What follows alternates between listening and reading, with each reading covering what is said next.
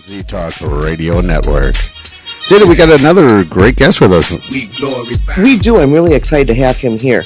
We have Tom Sheridan, who is an artist, a writer, a musician in Ireland. And his first major book, Puzzling People, The Labyrinth of the Psychopath, has just been published and is available worldwide. His work deals with the psychopathic behavior in society, both at the micro level and in everyday social interactions. Tom, welcome to the show. Hi, Zeta. Hi, Scotty. Thanks for having me on. Yeah, this is a very interesting topic. You know, when we were reading the book and we saw, watched some of your videos, and very, very interesting topic. Thank you. I first became interested in this subject many years ago. I was working. Well, I started in the music industry when I was in New York, and not surprisingly, you meet these unusual characters, and you find yourself in quite bizarre situations that you at the time you try to rationalize away as being that these individuals or their behaviors as part and parcel of their being creative. But when I left the music industry, I studied graphic design, and then I went into work for a Wall Street investment bank. Actually, the most famous one of them all, or most infamous of them all. And I became... Well, that says a lot right there. Yeah. Yeah. Well, we figured it out.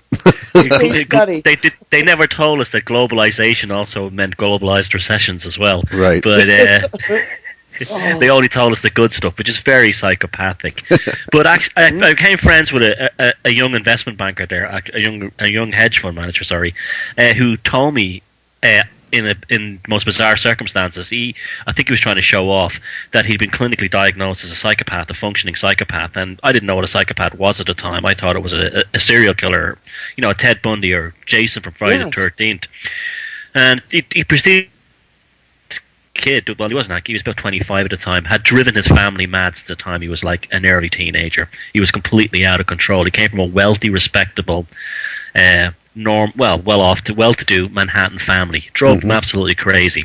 Eventually, they'd had enough, and they sent him to for all the the top psychiatric and psychological counseling and testing in the top New York clinics. And he hit at the high end of the scale on the diagnostic test that he was a functioning psychopath. Now, what that really means is that, and this is the fundamental crux of what a psychopath is. A psychopath is a person who's devoid of any consciousness, has no remorse, and operates entirely on impulse. They're just the best way to look at them is what I've come to term them in all the years of study since, is that they're a predatory consciousness that seems to exist inside the human mind. They're different than us. They may look like us, they may act like us, but they're a breed apart in a psychological and consciousness sense. They purely see everyone else in the world as a target to be exploited. And Dr. Robert Hare, the world's leading researcher into psychopathology at the University of British Columbia, termed them in his excellent book Without Conscience as interspecies predators, and I think that's absolutely spot on. They're a predatorial form of human consciousness that lives amongst us, and it's feeding time, and guess who's for dinner? It's us. So, I mean, they have no feelings, no remorse. They don't feel any of that? They have feelings, but they tend to be only negative. I wouldn't call them feelings. They're more like a kind of a proto-emotion. Okay. They have things like jealousy and rage and envy and greed, but they don't have things like love. They wouldn't have the love of a person. To them, love is idealization. Oh, like she's gorgeous or he's so rich, but it wouldn't be based on the actual attraction to the person's soul or them as an object. So, do you think this is something that's inbred in them or in us? Well, it's just a matter of what's manifested with it. Well, there's two aspects of this. One, there's a big thrust within science, and particularly within psychiatry, to absolutely nail this down as a genetic issue. It's not. They haven't proved it. They haven't even come close to proving it yet. It's almost like a wish list, a wishful thinking that it's genetic. It may indeed turn out one day to be shown to be genetic, but it just seems to appear in individuals and families in the same way you could have a family where there's no musician and one kid is born who's a tremendous piano player or violinist, or a family where there's no history of athletes and then one of them is an incredible soccer player or baseball player out of the blue. Psychopathology just seems to appear the same way in families. You can have perfectly normal parents and grandparents going right back, and then they'll produce one kid among the 5 kids who has this predatory consciousness. Now, there are other aspects where you could have a situation where somebody who would have been born otherwise normal, a true psychopath is born this way. They're like this way the minute they enter their mother's, the minute they leave their mother's womb. You could have something what I've come to term a proto-psychopath. This would be an individual who maybe through a traumatic experience, such as a refugee in a war, or may have been molested as a child, who may develop proto-psychopathic or psychopathic behaviors, but they themselves wouldn't be a true psychopath because they could actually be cured. It's almost like they have a form of post-traumatic stress in a way, which would be taken out by lashing out at the world. They probably have been exposed to emotions and feelings and love and compassion and caring, so they wouldn't know what these things are. But if they were shown that, and if it was given to them, they would be reformed. Where a psychopath can never be cured. Even in they've tested retirement homes and in psychiatric hospitals, they put them under the CAT scan. You can actually determine if someone's a psychopath very, very easily through technology. And to the last breath, of the last dying breath, they still have the same pathological drive to manipulate, control, and use people. So the jury is out on what actually causes it. See, to me, what it seems like is it's almost like a survival of the fittest, and this is how they have been able to survive. Yeah, that's They don't know any other way. Yes, well, what happens is that's a very interesting point you brought up. What happens is when they're growing up as kids, they suddenly realize that other kids around them have these things called emotions. They really are intrigued as to why people cry when their grandmother dies, or why they go into long periods of sadness and depression following the death of their puppy, and so on. And they don't understand these things. They don't understand what this feels like.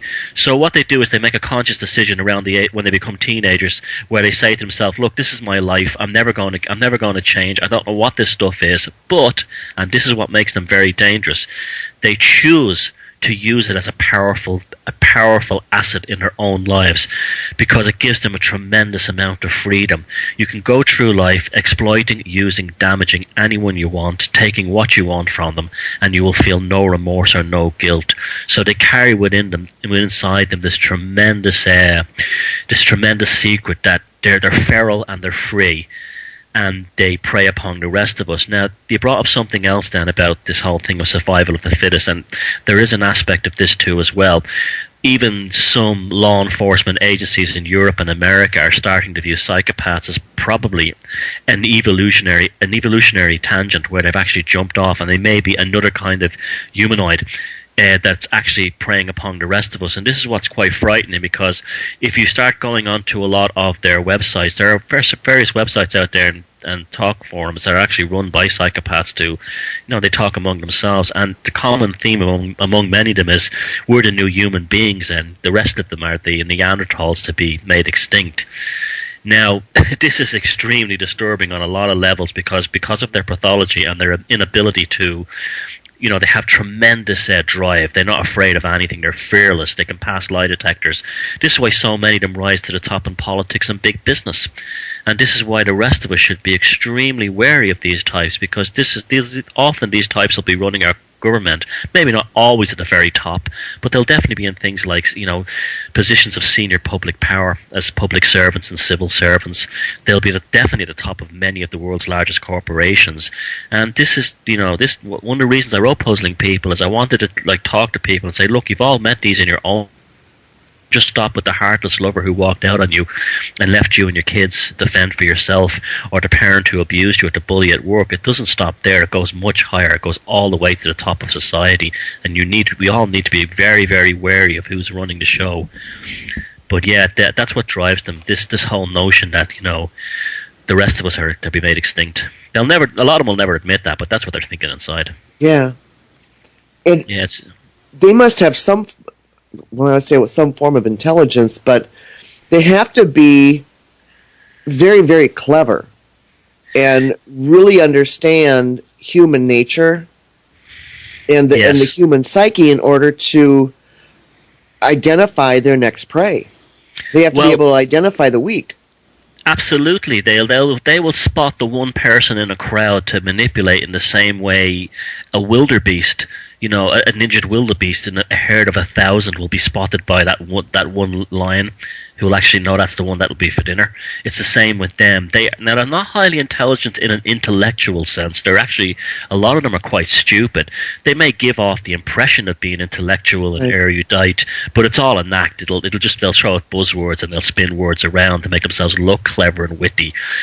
But they're not like that at all. They're the only cleverness they have and the only intelligence they have is a predatory consciousness that's built on deviousness, and that deviousness has come from a lifelong observation of human behavior. Now, you imagine, like, if you had no feelings, just think that gives you all the time in the world to study the rest of humanity, the same way a botanist studies flowers, and you would learn everything.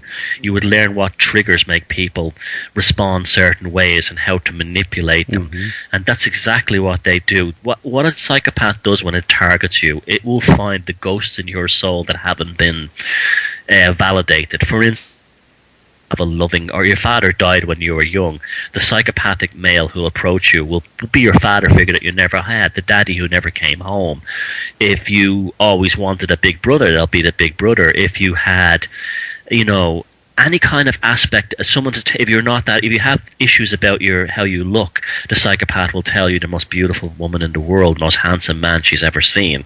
If you have an overweight problem, they'll keep on telling you that, like, or you're conscious about a weight problem, they'll start saying things like, "Oh, there's nothing wrong with you at all. You look great. You look getting thinner every time I see you," even if it's obviously not true. And they'll say all the right things, like, "I don't care what size you are. I'll love you for what I don't care if this, that, and the other." But it's an act because they're after something you have. As soon as the relationship is legitimized, once they got your vote, once you've got married to them, you co-own a mortgage with them, or you have kids with them, that's when the initial predatory facade or the persona that they use to manipulate you to that point, that will then be decommissioned and the real predator underneath will start to come out. Often it's very slowly. They will start to reveal their true personality, but sometimes they can do it as soon as the honeymoon begins. They will instantly become, a complete stranger. And that's because the personality that they have used to manipulate you wasn't real. It was a piece of theater. It was a facade. It was a chimera. It was just there to make you believe that this is what you wanted to believe about this person. It was never real to begin with. And the effects on the victims is absolutely horrific and traumatic, because they're not only are they destroyed emotionally, they'll very often be destroyed financially, because this is usually what drives the original person, the psychopath, to target them. They'll also, their own sense of self and their own self-identity will also be ravaged as well. They'll end up looking in the mirror wondering, am I the real person I thought I was? Because what happens is the psychopath literally rewires your brain through something called the theory of interactive alignment, where psychopaths have learned from a very early age that if you agree with somebody and you mimic their needs and desires, the brainwave patterns will actually begin to synchronize after a while. And then all the psychopath has to do then is to change your reality and to change your own viewpoints. And even they can completely change you around 360 degrees. If you're an atheist, they can make you religious. If you're a conservative, they can make you a liberal. If you're a capitalist, they can make you a communist. And then when they pull away from you and they discard you, you're actually left yourself so destroyed that you don't even know who you are to begin with.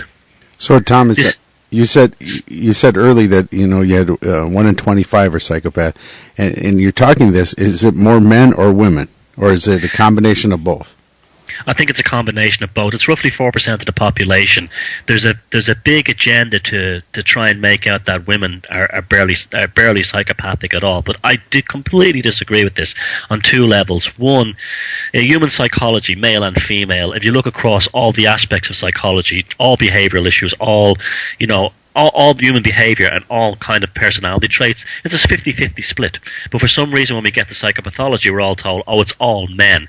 Now, the reason why the stats are skewed is psychiatry and Big Pharma, about 20 years ago, invented this fake condition called borderline personality disorder, which is basically just a way they could use money, create money through fake treatment programs. And what's been happening with female psychopaths is they've been diagnosed now as being borderline personality disorder, which doesn't exist. If you look at all the actual traits of this so-called condition that has no empirical or clinical studies behind it, you'll find that it's essentially a psychopath what they're describing. So what happens then is you'll have the men being diagnosed as psychopaths, if they're diagnosed at all. Most never will be. And the females, if they're caught and they go to jail or they go see a prison psychiatrist, they'll be all diagnosed as borderline. So I would say it's 50-50 roughly. It's probably the reason why men were more aware excuse me, of male psychopaths is because it's still a man's world, and men still hold the positions of power, across the board. And that's the main reason we get this impression that men are the majority of psychopaths, but it's 50-50. It's just that women, because of the nature of the sexes and the genders, will just do it their own way. They will target old guys and move into their houses and, pretend to be like his trophy young honey, and she'll just take all his money and then put him into the retirement homes claiming he has Alzheimer's. They just do it differently, where a male psychopath will have a different way of going about it. He might go into... I'd say it's 50-50. Okay. How do you... what are in your book you talk about the 5 keys of identifying a psychopath. What are those 5 keys? Well, there's a whole range of traits that they all have. It's about, if you look at all the studies in the books and you put them, I basically compile it all together. There's about 30 to 35 traits that they'll all have to some degree, or they'll have clusters of these traits. I call them the secondary relative traits. But on top of this, there are 5 absolute traits that all psychopaths, male and female, regardless of race, religion, or social status, all have these five traits. The first one is they have no remorse. They have no remorse for anything they've done, no conscience. Their compassion is not there. They'll go through life tearing a trail of misery and exploitation, and at the end of it, it's just it has no emotional resonance with them. They just don't care. The second trait is they use pity. When they implement a relationship, or in many cases even these political types will do it, they will begin with pity, a sob story. Oh, my life has been so hard. Oh, my husband, he abused me. Oh, I had a horrific childhood. Blah, blah, blah, blah, blah. And you will find out there perhaps might be a tiny kernel of truth in the whole story, but most of it will be gigantic fabrication. And the reason they're telling this story is just for you to break down your defenses and to trust them. So that's the second one, pity. The third one is they have an ability to move around and have missing past histories and missing lives. Their lives and past histories are all over the place. You can never get to the root cause of where they are or where they came from, who they are. You'll always get strange stories. I lived here for a while. My family was from this. You can never quite figure out, what the full story of their lives is. There's never any real, confirmation or validation that of what they are, who they are, what their history is, their personal history is. The other one is that they will have high levels of the hormone testosterone, both the males and the females. They will they tend to have the males will tend to have early balding, good upper body strength. They're sexually very aggressive, very, very impulsive. They have tremendous upper body strength. I can remember the one I worked with in Wall Street. He one time pulled a document jokingly out of my hand, and it was like an earth mover or something was just pulling the thing out. And I'm a pretty strong guy, and he was just he had a regular build, but this tremendous. It's a feral kind of response, like a wild animal from the high testosterone. The females who have the high testosterone as well, they will have things like a pronounced Adam's apple. They will have a large upper chest, a very broad chest, but that doesn't mean they're butch or manly. That's not like that at all. They can be actually quite attractive, but they'll have that in that aggressiveness. So they have to have those 5 traits: no remorse, invented personas, invoking pity, mysterious past, and high levels of testosterone. If they have all those 5 traits and nothing else, then they're psychopaths, because that's literally what they are. Excellent. Yeah. That means I'm not. Sweet. Yes. You wouldn't even have me on the show if you were.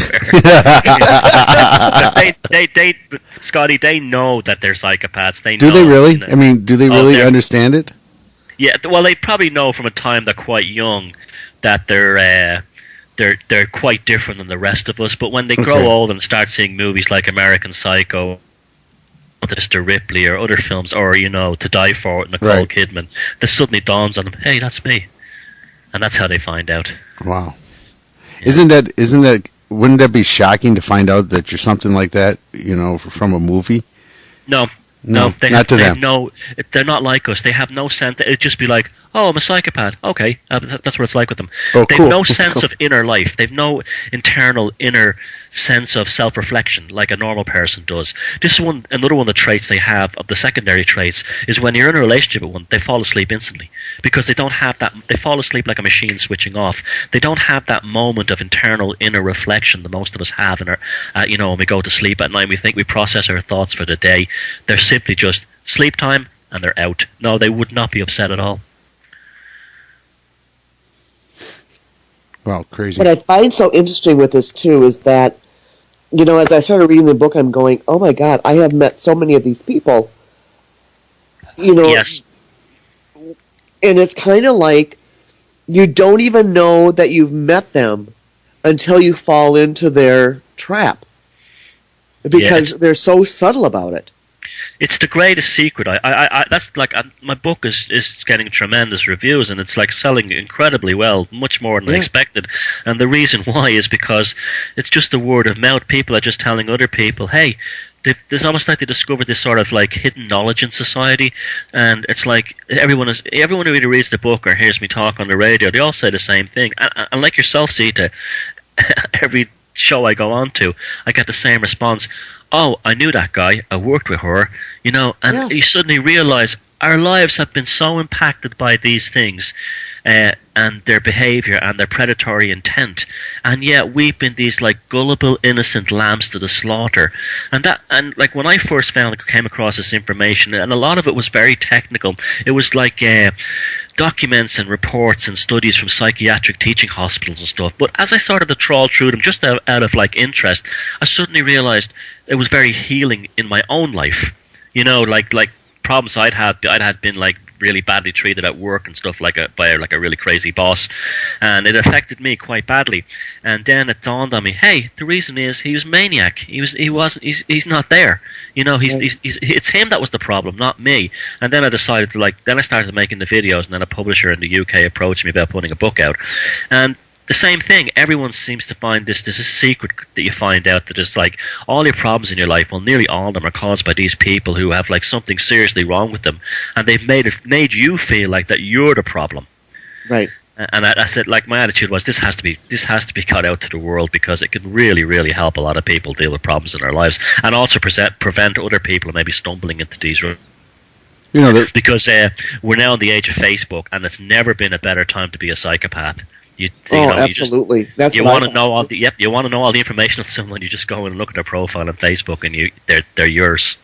Yeah, absolutely. You've talked about in the past about and Facebook's part of it. I mean, all these groups and support groups and stuff. I found that very fascinating that they would stalk in support groups.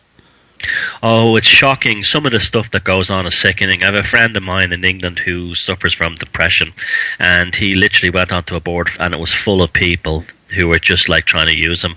And he said after a while, he didn't know about psychopaths at the time, but he does now. And he says, looking back on it, they would target people, and he'd be asking, like who was suffering from depression. He'd be talking to other people, saying, I'm having a tough time.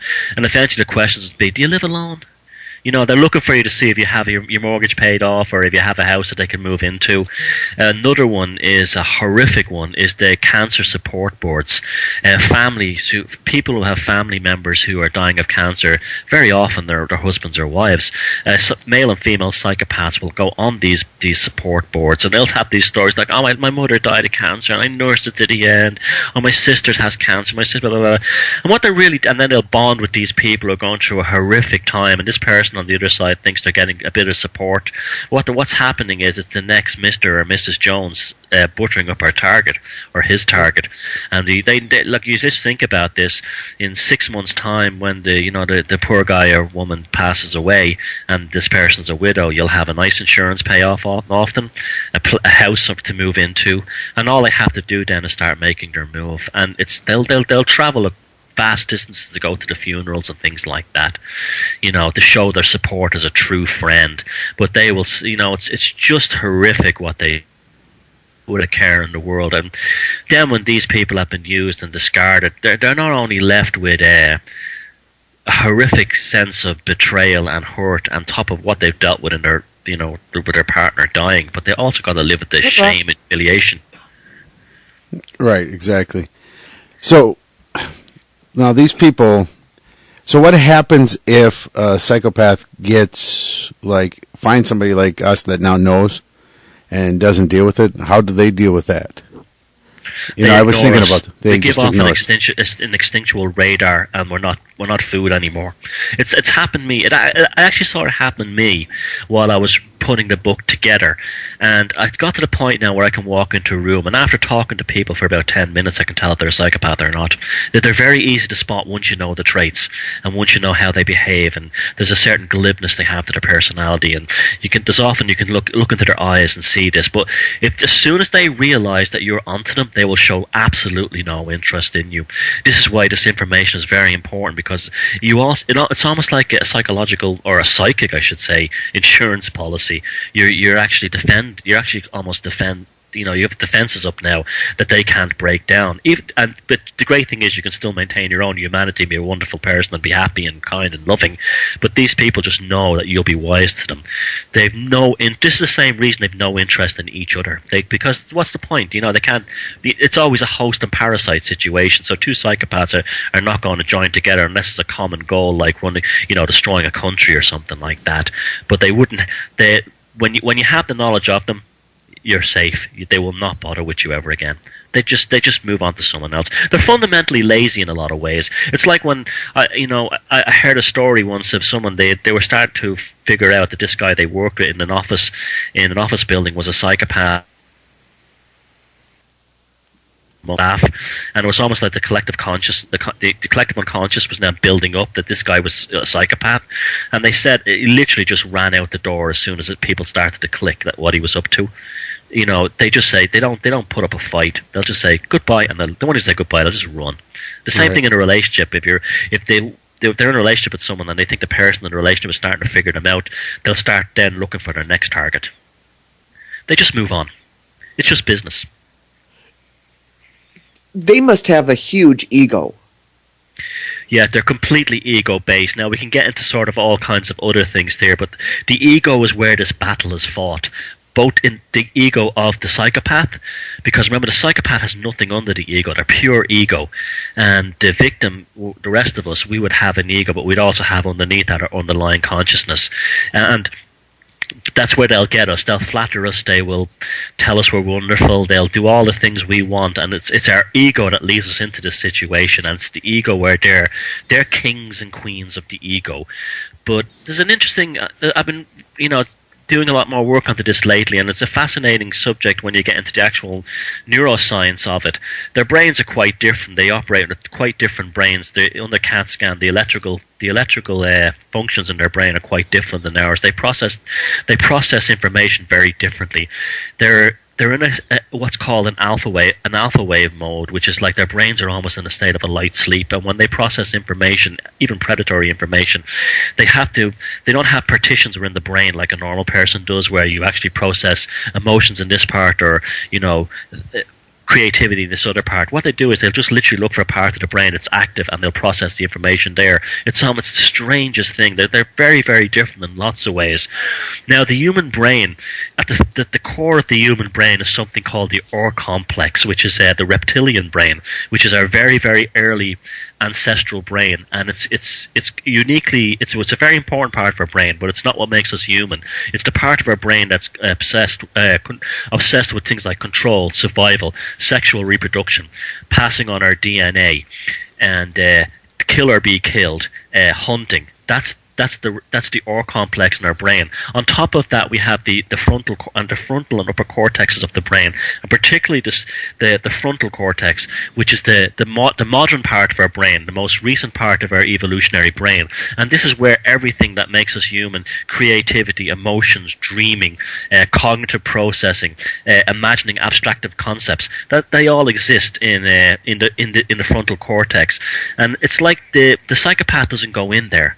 The psychopath almost lives exclusively within the reptilian ore complex part of their brain. And there's also a theory that the reason the human ego was created was to act as almost like a feedback loop between these two parts of the brain. So our reptilian brain doesn't try to attack our frontal cortex in order to restore us back to a more predatory and less human, less sort of like modern state.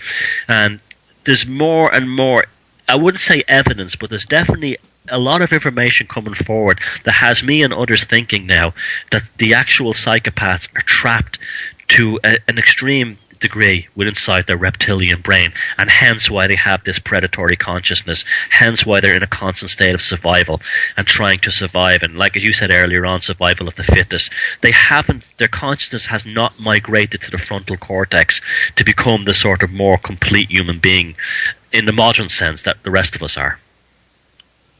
Oh, it's so interesting. Isn't it? Interesting. We have some questions from the chat room. Did you see those?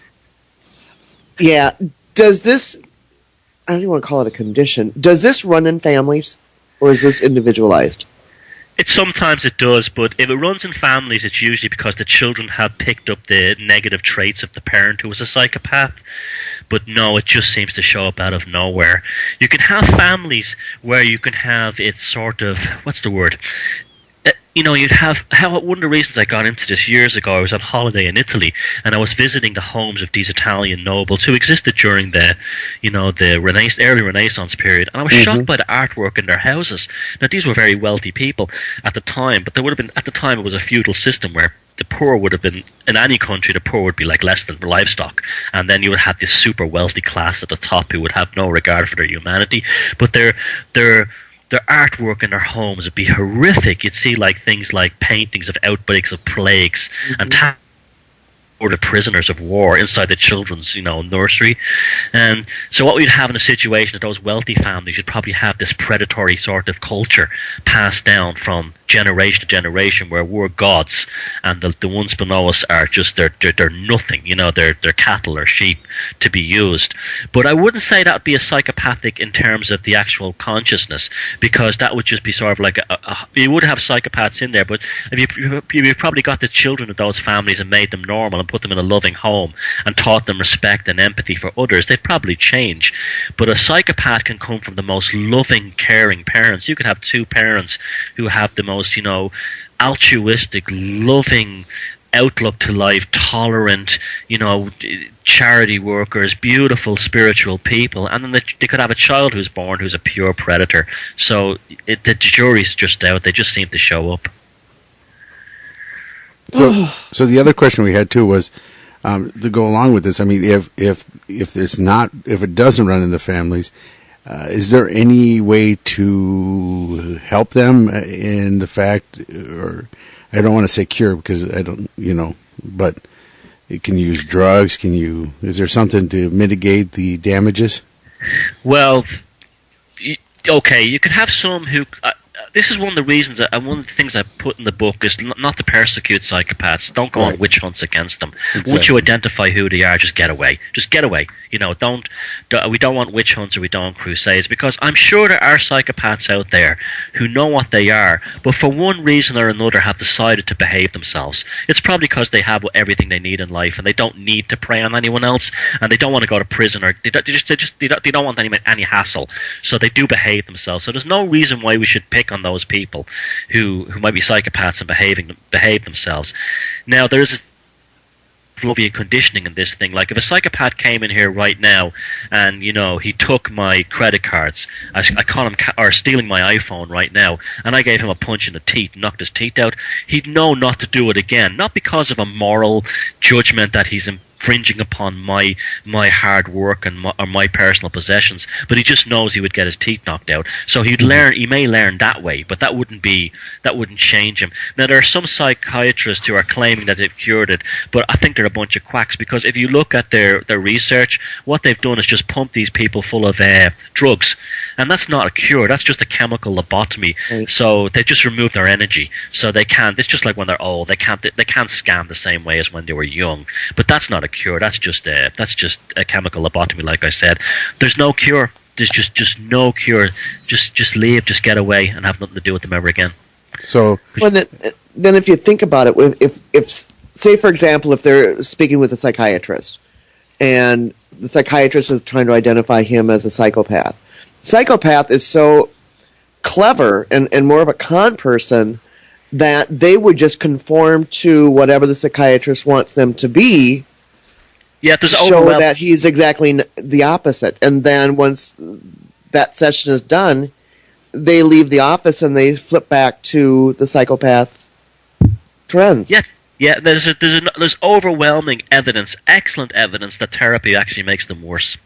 It's no use. Counselling will actually make them worse. And the worst kind of counselling is for a couple, either married or otherwise, if they want to go to like sort of couple counselling to deal with their relationship problems, and one of them is a psychopath. All the psychopath there will just be sitting there taking down notes. Oh, she doesn't like this. Oh, yeah. And then he will invent a new persona to manipulate her a bit longer until she's time to replace. Counselling doesn't work. It makes them more dangerous, which is quite frightening when you think about it. Mm-hmm. All right, another question comes from that, actually from my wife. She was talking. She's reading it. She looked at the stuff up too before. Now, do you think because in nutrition and behavior is shown that nutritional deficiencies early on create behavioral problems? Is this part of what causes this, or? Well, that's a very good point, and it is true that nutrition is particularly in the developing fetus in the womb. If the mother's not getting the right nutrition, then it could damage the child. But no, that may create a dysfunctional child who may have emotional. So you can have emotional deficiencies in life and not be a psychopath. The thing is that those people wouldn't be predatorial. They would just be. They'd have emotional deficiencies, but they wouldn't be using that to prey on the rest of us. That's what a psych.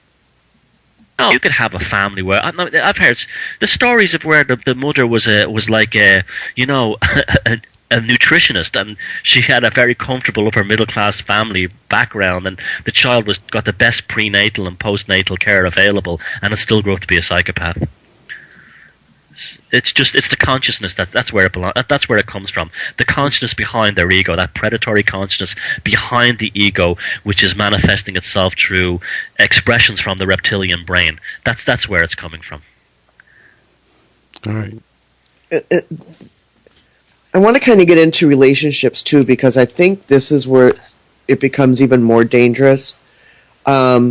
Where you become involved in a relationship, say a boyfriend or girlfriend or husband or wife, on how they manipulate you into really submission, to the point where, say if Scotty was in that kind of relationship and I tried to go to him and say, Scotty, this relationship, there's just something not right about it, but I can't put my finger on it, they will start cutting you off because you're so into the behavior of the psychopath that you tend to protect them.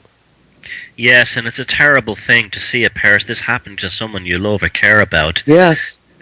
Maybe if you look at it from a spiritual point of view, this is an experience they have to go through as part of their own personal growth. So maybe you love them unconditionally and you step off the pedal and you stay back and you let them go through it, unless you see something like their children being damaged or something like that, or something that could be legally proven, like you have actual proof that this person that's preying on Scotty is bleeding their bank account dry or something, and you can actually prove it, then you could get involved. But otherwise, it's the most difficult thing in the world. What can you do? You see, what will and the other part of your friend who's in the relationship with the psychopath, not only has their sense of self been changed, but if any kind of doubts pop in, and believe me, red flags always pop up, even to the most, sort of like manipulated victim. I mean, I get emails all the time from people saying, the red flags that you mentioned, they all showed up in the early days. So what happens is we have this tendency to bury them. What will happen is if you suddenly have a red flag, the psychopath will say, let's have sex, and sex is a big part of it. They have tremendous sex drive, but they don't enjoy sex for the same reason we do. It's not a loving bonding thing. It's just power. It's just manipulation, and it's just purely it's like driving a race car. There's no underlining meaning to it, and so they would do that to the person. The person would be having sex constantly. So, and when their brain, they'd be in a constant state of like what's the word? Almost not confusion, but it would like they'd be constantly having sex constantly. Another thing, they'd be getting gifts constantly. As soon as you get wise to them, they'll say something like, "I have a great idea. Let's go to Bahamas. I'll pay for it." And you'll find out later on that they didn't pay for it. They were in a relationship with another person, and they were spending their credit cards. You know that kind of thing. Oh, jeez. Yeah. So they're phenomenal for having multiple relationships at the same time. Often incredibly complex relationships. Like bigamy is not uncommon, but you'll have like incredible things where you'd have a guy who's a psychopath. He's in a relationship with one woman with 3 kids, and to her he's a plumber. And then you'd have another relationship with another woman that he sees every so often, and her kids, and she thinks he's a doctor. Mm-hmm. Or and it just they can lie like you wouldn't believe. It's strange. It's strange how they keep it straight, though. I mean, it'd be very hard to keep all that straight. It helps a lot because that creates the fearlessness. They can actually pass lie detector tests, believe it or not. Also, their nervous system is quite different than ours. It runs at a sort of a more neutral level. So if a normal person's lying and then you realize you're getting discovered, you'll start sweating. Your breath will change. Your pupils will change. Your hands might start twitching and getting fidgety. None of that stuff happens with them. It's just. It's like the curtain closes on a stage and then it opens again and there's a new stage set. There's no emotional change. You'll just get what you need to shut you up. Oh, I mean, it just boggles my mind because when you think of the word psychopath, you think of the Jeffrey Dahmers and you think of all that side of it, but you don't think about how many are actually out there. Yeah, and that stereotype has been fostered and put out there in the media for a reason. Now, you see, the original term was psychopath about 100 years ago, and it just described exactly what I'm talking about.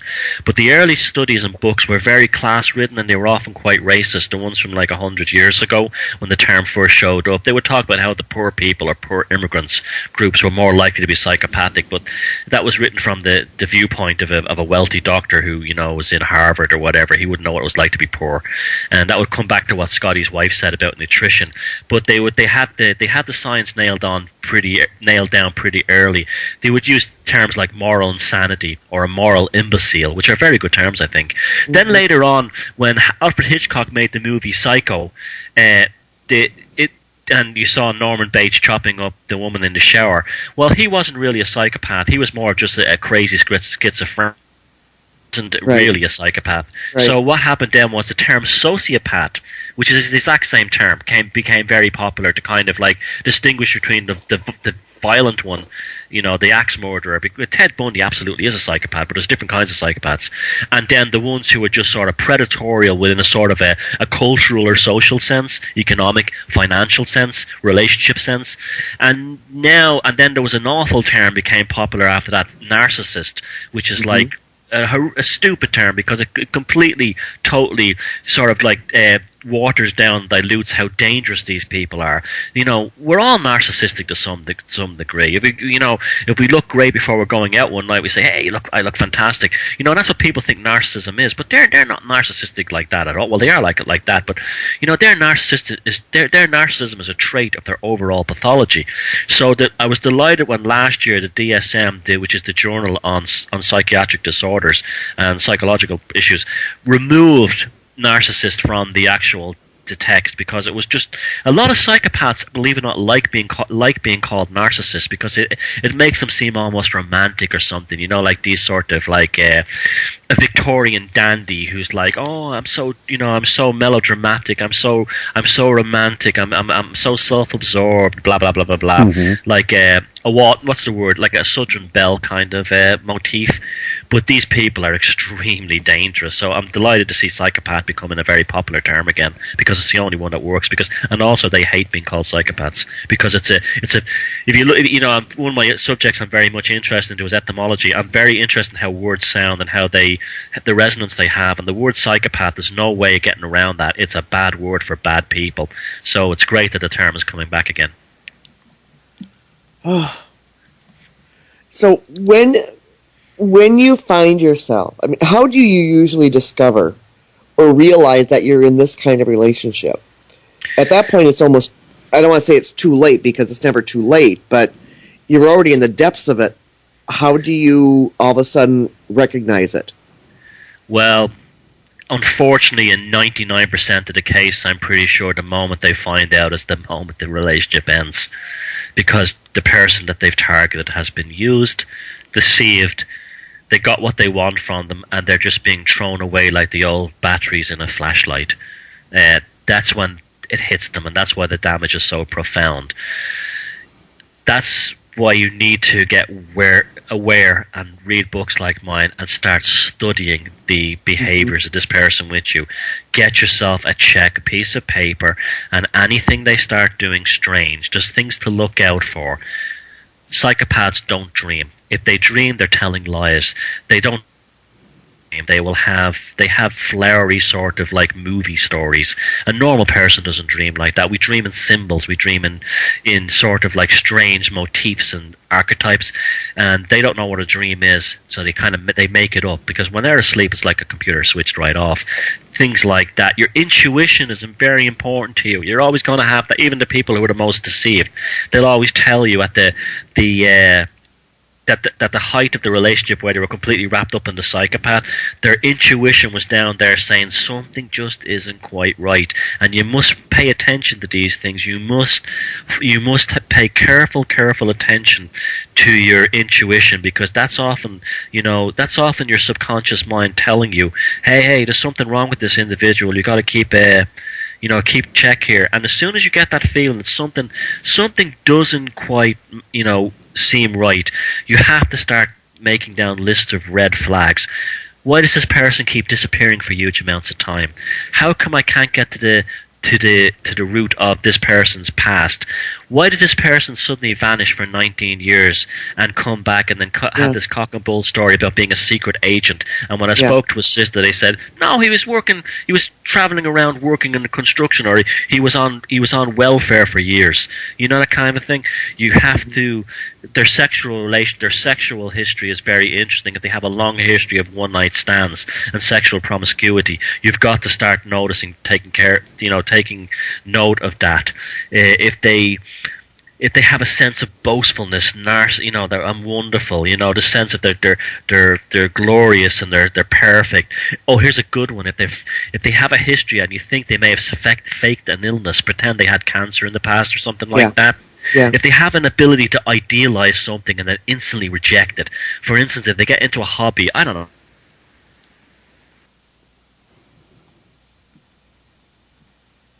buying all this stuff, right?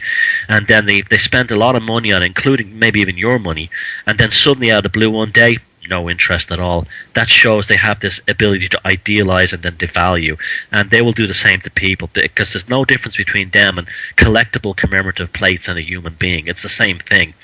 You'll notice things like they sleep very little, or always seem to be moving around. They're another one is they tend to wake up in pools of sweat even in cold weather. They're incredibly unreliable. They will promise you the sun and the moon and the stars. They'll make all kinds of amazing plans, all kinds of we're going to do this together. It's you and me against the world. Blah blah blah. We'll do it. And then suddenly, on the moment you may have moved several states, or to another country, or have invested some money in some great business plan they have, they suddenly say, not interested anymore, I'm moving on to something else. Things like that. Are they did they bombard you with flattery when you're in a bad mood? And the one that I think that every single person always notices or always remembers later on is suddenly how they can switch from an emotional state instantaneously, like a channel being changed on the TV. They can blow up into the most explosive rages, screaming and shouting the most astounding expletives, calling you the most horrific names, and then suddenly, a minute later, like nothing ever happened, they'll say, "Do you want to go get some pizza?" With a smile on their face. Like there's no, like a normal person when you're in a major row in a relationship, there's a period. We all have fights with our spouses and partners, girlfriends, boyfriends.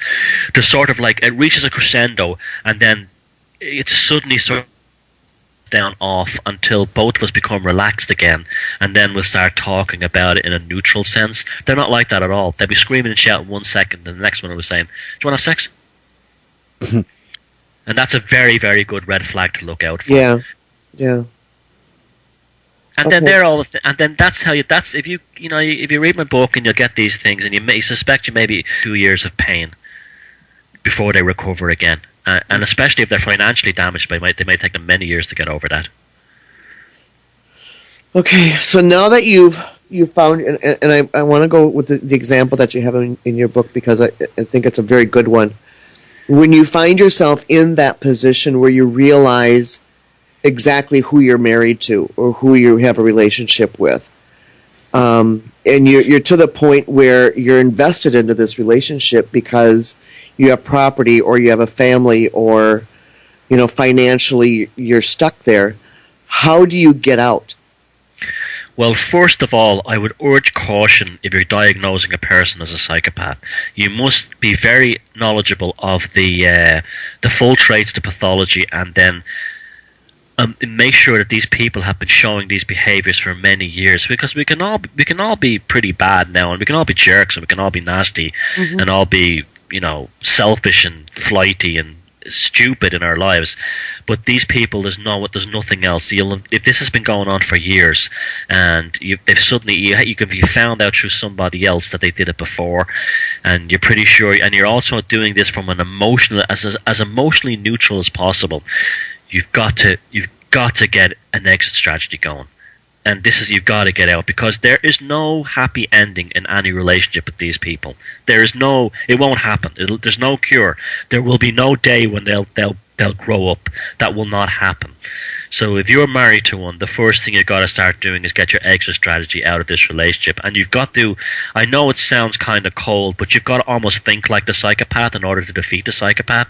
So you've got to start doing things like putting cash aside and money aside.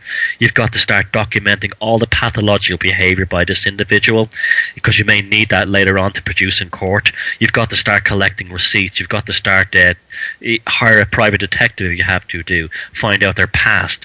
You've got to get close to a friend or a family member you can tell them what's going on, and you can explain to them, this is what's happening and this is what I'm against in this relationship. Someone you can trust who won't judge you. That's very important. They don't say things like, "Oh, you only have yourself to blame." Those kind of people. Stay away from them. They're not your real friends. Help you. And then if you have kids, it's going to be very difficult, but you've got to really, really reinforce your relationship with your children. And don't try to character assassinate the psychopathic spouse, because they'll be doing that to you, and the truth will come out in the end. The psychopaths are always self-destructive, so don't worry about what's going on now. Time will be the great healer, and time will be the great judge, the great judge at the end of all this. And then you just got to get away and then start planning your divorce or whatever. But you've got to get rid of these people. And you've got to protect your children to make sure, of course, that they're safe. If this person is violent, most psychopaths aren't violent, and they generally won't treat the children badly because they'll be trying to use the children to get back at you. So you've got to know that your children will probably be they'll be treated okay. But my advice would be, don't marry them. If you've married them, get out. And you've got to develop an exit strategy, because they will just destroy you, and the only payoff for you at the end of the day will be the annihilation of your soul, your spirit, your intellect, and your personal dignity. There's no happy ending in a relationship with one of these people. No, sorry, I had a question about, we were talking about before about, the difference between the ones that do more stuff, like Ted Bundy and stuff. Where is that fine line? Should we be afraid that we have so many of these people in our society that one can turn, or is that born that way too? Well, they're still quite rare in society. There's still not a lot of them, okay? And very few psychopaths become serial killers. Ted Bundy is an extreme exception to the case, or someone in the political sense like a Leon Trotsky, like a complete psychopolitical. He's not also, he's not typical either. That's why these people are recorded through history as monsters, because they are monsters. They do stand out. Now, as it says, knowledge is power. Once we have this knowledge, we are a completely different person. Our consciousness has begun a sort of a maturity. It's time for it. We've grown up now. And suddenly we're not easy prey anymore. And it works, it works on the relationship, personal, work, social level, but it also works on the greater level. A lot of the people who've read my book, and that's another reason I wrote it, who said to me, I only read your book because I was trying to deal with the fact that my ex-husband, I'm definitely sure, was a psychopath, and he put me through hell, and I wanted to process this experience. But I now realize that this kind of behavior is expressed all around me in everything from TV shows, advertising, mass media, music, and government. And I now feel less like the world is such a frightening place. So the great thing about this experience is, if you go through it, it's rotten. But on the other end of this experience, when you're fully recovered, you will be a tremendously independent, powerful, and strong person. You'll find yourself doing things that you never thought you'd ever do, because you've gone through the ultimate boot camp, and you've discovered. You see, problem is in the West, in Western countries, and this is also why there's more of them here than anywhere else, whether in Europe, North America, I don't know, Australia, those kind of New Zealand, these parts of the world. Right. We're sort of childlike in many ways. We don't have a lot of the maturity that they do in countries where there's a lot of poverty, or there's a lot of political problems, or sectarianism, or religious wars and things like that, and tyrannical governments. So we're very easy prey because we grow up thinking, and this is one of the things that I would urge your listeners to get into their heads right now. I'm sure you were raised with it in your country. I was raised with it in mine. Our grandmothers told us, there's every good in some person. Well, there's not. There's 4% of the population who have no good in them, and you can learn that the hard way by going through an experience, by being destroyed by one of these individuals, or a couple of these individuals in a corporation or a government, or you can get this information to defend yourself, your consciousness now, and then you don't have to go through this misery, and then you can have the same sort of maturity growth, the same kind of consciousness liberation, where you're a stronger, healthier, happier, more fulfilled person, without having to go through the misery of encountering one of these things. You see, because that's another aspect to it I very strongly believe in. I believe that evolution, however evolution works, even if you look at it from the Darwinian viewpoint, or even with the more sort of spiritual or more overall concept of evolution. Right. It comes from this belief that something creates something, a mutation is created, and our response to that mutation is what makes the species or the organism better. And that's how I see psychopaths. They're a psychological mutation, and what they're doing is they're forcing the rest of us to become better, kinder people, to grow up and treat each other better. And I think that's also why they're more prevalent in Western societies. There's almost like we're all mollycoddled and we have easy lives. The average person in a Western country has a lifestyle that a king in the Renaissance had. You know, we have all the food we want, we don't work that hard, and we live long, healthy lifestyles. But there's a price to pay for that. There's our maturity is damaged, our psychological, there's a psychological vacuum there. Our egos tend to dominate us, and we lose sight of our true sort of spiritual or underlying consciousness that is what we really are. And I do believe that psychopaths do come into our lives, both in a personal sense and in a social sense, to shake it all up and to get us back to focus us back on what our priorities are, to get us stop us from watching TV and, you know, being obsessed with role models on TV or politics, and start saying, look, I'm the individual here, and I've got to be responsible for myself. Because too often in society we hand over external power to our personal power to external forces, usually an individual or an organization. And the worst kind of handing over you can do is to hand over your conscience to a psychopath. And it's almost like the psychopaths are here to say, to teach us, you got to take care of yourself. This is when you grow up. Okay. Now that you've found out that you're in this kind of relationship and you've hit your rock bottom, how do you psychologically and physically actually get yourself back up out of this? What kind of work do you have to do? It's not going to be easy. That's just there's no easy solution to it. You're going to have to suffer for a while, but you're going to have to first discover who your real friends are and who are the people who really loved you all the while and really cared about you. Like you were saying earlier on about you know, the people who were worried about you when you're in the relationship. You got to find them, and you got to find the ones who won't judge you, who won't say things like, oh, you brought it all on yourself. Oh, yeah. You know, everyone knew she was no good. You know, that kind of a thing. You were just so blinded by her, like how she looked in that skinny dress, or how he looked in that that Armani suit. You know, you just couldn't see the real, and you don't get away from them people. You don't need them. Now, the first thing you do is no contact with the psychopath ever again. And that doesn't mean just like no contact, having nothing to do with them in a relationship. I mean absolute and total disconnect. Change your phone number if you have to. Block them in all social networking media. Do not be searching for their names online. All that will do is, because what happens is you're basically recovering from a drug addiction at this point as well. Mm-hmm. Coupled with this need for revenge, you also want answers, because the psychopath's sudden change will leave the victim with full of answers. What's going on? Why did this happen? Why did you do this? There will be no answers. You must have total and absolute disconnect. Now, you must start taking care of your health. This is very important here. If you don't drink, if you drink, don't drink too much. Try to avoid alcohol completely. Don't watch TV, because TV will be full of images and storylines that will remind you of what you just went through. Exactly. And you'll just be reliving it over and over again. Look after your diet. Don't overeat. And also try to get as much sleep as possible.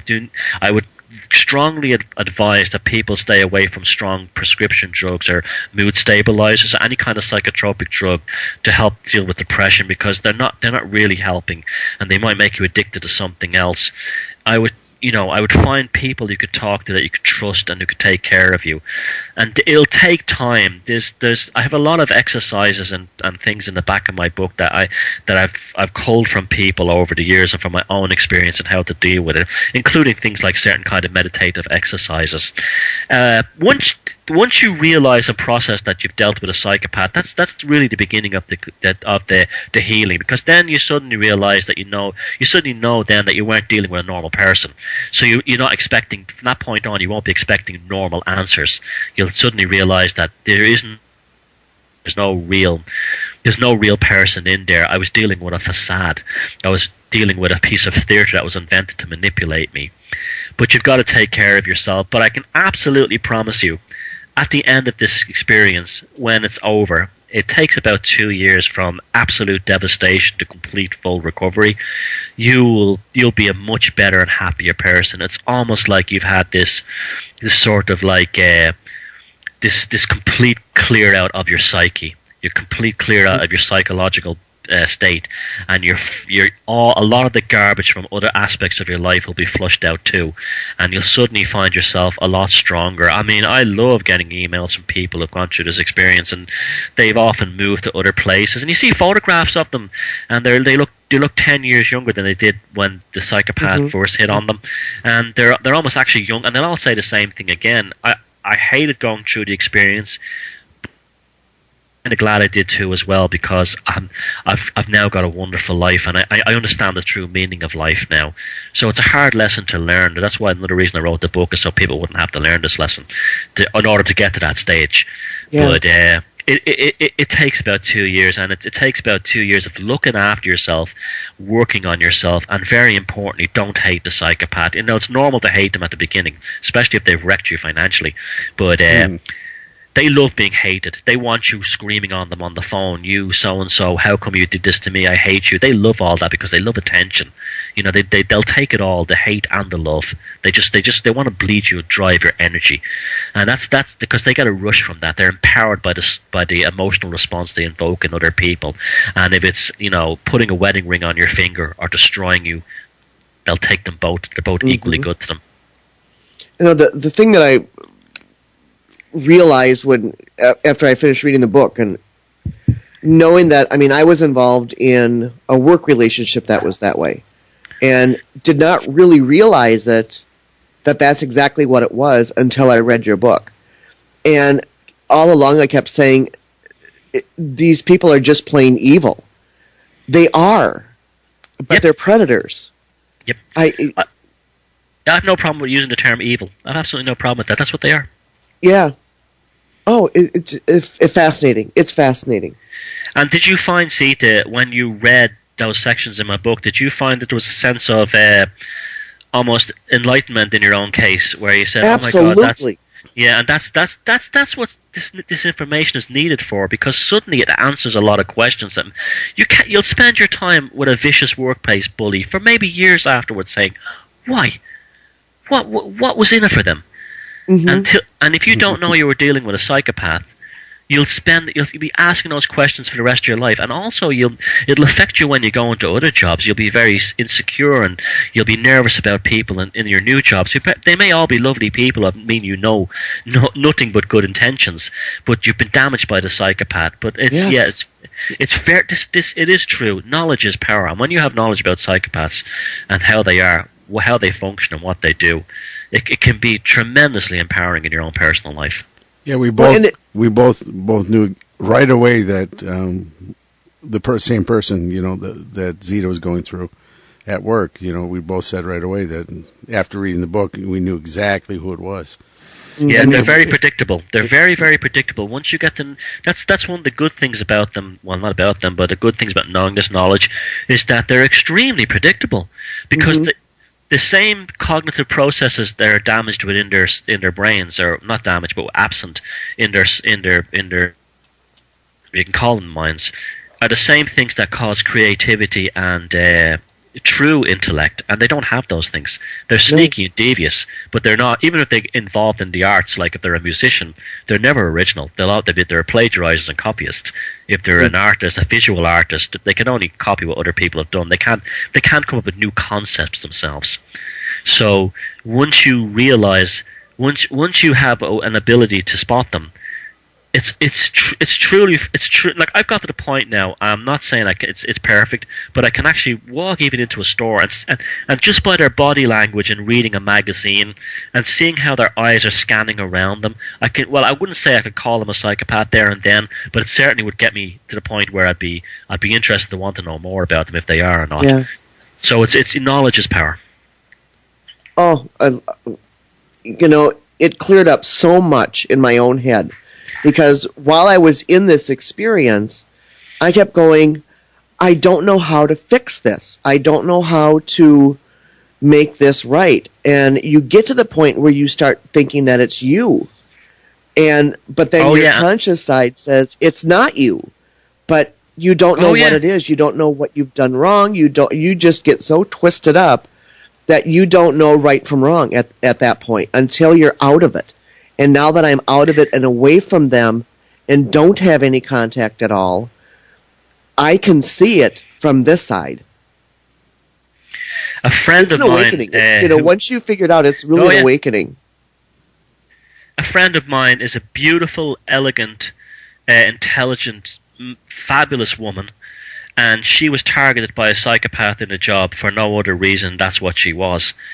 And this girl got on fine with everybody, and by the time after a year at the workplace, there was another female. She started to think things about herself like, do I smell? This is the kind of thing she was asking people in the bathroom. Do I have a body odor? Do I smell of something? Why is this happening? And what happens is the psychopath will often use flattery to find these sort of moronic enablers around them, and they'll find the morons in the office, and they'll find the person in the office, and they'll start flattering them, and these will become almost like their posse. Now these people aren't psychopaths; they're just idiots. They're just idiots who've been very easily controlled by the psychopath, and it'll always become a gang stalking thing against the person in the job. And you're put in a position where you want to go to management and say, look, this person is doing this to me, but you also at the same time think, am I imagining this? Mm-hmm. Oh, they're horrifically dangerous. They're horrifically. We live in an age now, and like I'm talking to people that have written my book, and I say to myself, we have this information; it's available now to get it. We live in an age of an internet and so on. But I can't help but think about times in the past. How many people have committed suicide, ended up as alcoholics and drug addicts, or just were emotionally destroyed by these workplace or relationship psychopaths? When if all they had was the knowledge to deal with it, they would have got over it. And that to me is something that it does make me angry to this day, because I do realize that countless millions of good people have been destroyed by these things. And it is a war. It is a war between them and us. It's just that it's being fought within the domain of the human consciousness. But it's as much a war as if they were coming after us with guns and knives. Mm-hmm. Oh. I mean, this topic is so deep, because it's not something that you would recognize unless you've read it. And unless you become aware of the signs. Yeah, and it covers the human condition. Spiritual, political, the personal, interrelationship, family, you name it. This thing is stitched like a common thread which runs through all of these things. And it does seem to be at the point now where we're winning back. We're gaining. If there is such a thing as the Battle of Armageddon, it's going to take place in the field of human consciousness. I'm absolutely convinced of that now, and I think this, all around us, there's sort of like this awakening of the human consciousness happening everywhere. People are suddenly not as easy to manipulate as they used to be. Say our grandparents or parents were. We tend to be less trusting of authority figures and so on, and we're more inquisitive and skeptical, and we're more or less likely to be used by religions and or anything like that. And it's happening now, and there's going to be now the psychopaths in power are now going to try and lock us down now. They're going to try and lock us down back to the way things used to be. So it's definitely a time of great awakening. There's some kind of a psychological renaissance happening now, where we're suddenly discovering what it is to be a human being again, and we're transcending the shackles of the ego. Now, the ego is a very important part of our mind, but it's also can be extremely damaging if that's what we think we are.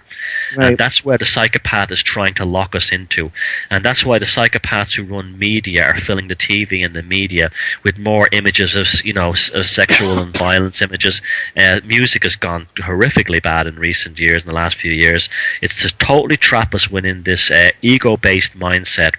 It's a framework which the psychopath can operate. They're absolutely terrified. Both the political and corporate psychopaths and the ones in our everyday lives of the targets developing into a more enlightened and consciously aware being. because they can't fight on that battlefield. They're completely wiped out then. That's a domain that they can't enter into. They can control us if we're on the chessboard as either the black or white pieces, and we're always the pawns. But what they fear the most is us leaving the chessboard, and that's why I make a major point. It's the most fundamental point in all this. No contact ever again. Do not play. Do not engage. Endgame psychopath. Get out, and whatever happens to them, that's not your problem. Your job is to take care of yourself. Well, that's great. I think we're going to end it there because that's a good place to stop. Yeah. Boy, this is, we'd like to thank you for spending some time with us today. This is a great topic. Your book is awesome. Where's your website, and where can they get the book and all that type of stuff? The book is called Puzzling People, The Labyrinth. It's available worldwide. You can, if you don't want to get it on Amazon, it's available on all the other sites. If you want to get it at your local bookstore, if they don't have it in stock, just give them the title and they'll order it for you. They should be able to get it off the database. My website is labyrinthpsycho.blogspot.com. If you just type in Thomas Sheridan Psychopaths or Thomas Sheridan Artist, you'll find they'll come right up at the top of Google. I'm pretty easy to find these days. Yeah, you are, and all your YouTube videos are out there. Everything. So, it's yeah. Thomas your Sheridan YouTube videos are huge help. Yeah, I would suggest people go watch that because it goes in conjunction with the book. Yeah, that was the idea. I wanted to, almost like a multimedia package. Mm-hmm. The production values are not what I would like. I'm hoping to address that in the next year or so. We're going to try and make a professional produced video. But I just wanted people to know I'm a real person. This is my real name, and I didn't want to be a mysterious persona online because I wanted people to feel comfortable. So I made the videos deliberately almost like you could have a chat with someone in a pub or a coffee shop. Yes. Kind of thing. Yep. So the name of my YouTube channel is Thomas Sheridan Arts. Wow. Perfect. Thank you so much. For spending some time with us and talking about this topic. It was totally great. And like you said, and we said earlier, it was kind of funny. Everybody has had somebody like this in their lives. Mm-hmm. Well, thank you for having me on, guys, and I really enjoyed this talk. It was really good. All right. Well, thank you for coming on, and we would love to have you back. I know people all over the place here are asking where you are and how to find you and where can we get you, and so you might have a bunch of feedback on this. Wonderful, so and it was very, very good. And anytime you want me back, just ask. Oh, absolutely. Thank you very much. But don't go away. You're listening to The Buzz on the Z Talk Radio Network.